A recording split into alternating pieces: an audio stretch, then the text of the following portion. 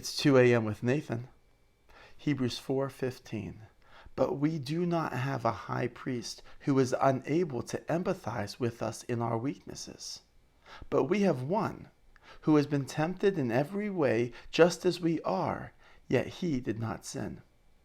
Do you remember that scene from the movie It's a Wonderful Life, where George Bailey, they're welcoming that family into the community, and they give them salt and bread and wine, and they say this: bread that this house may never know hunger, salt that life may always have flavor, and wine that joy and prosperity may reign forever.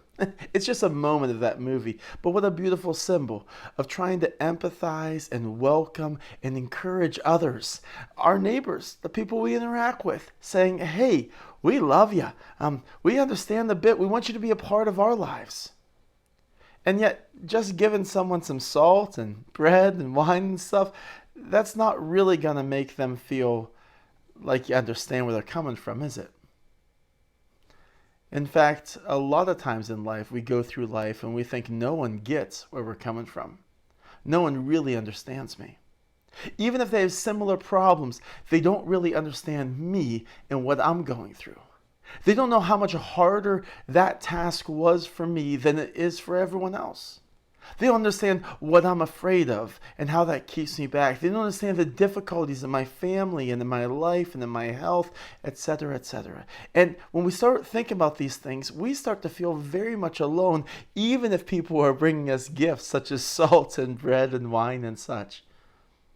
That's why this verse is so important.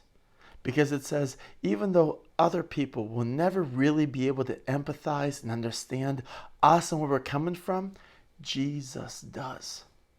And if we follow him, he is the one who advocates on our behalf. It's not just someone understands where we're coming from.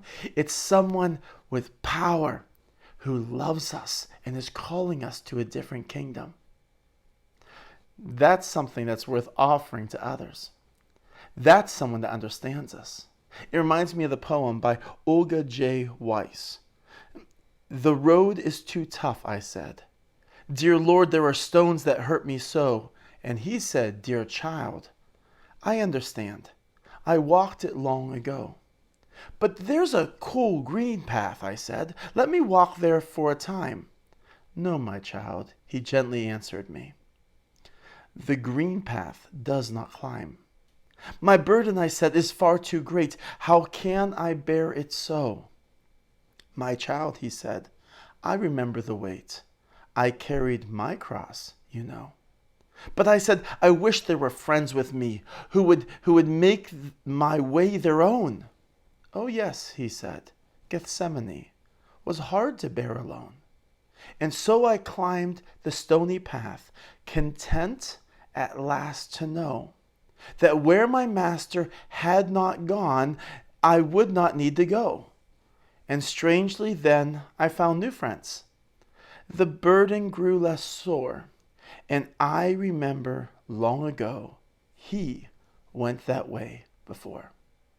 So as you go throughout your day today, instead of just giving your neighbors a little salt or a little gift and saying, hey, I understand where you're coming from, I'm empathizing with you, let's give them Jesus, who really understands them and who can really invite them into a kingdom that matters.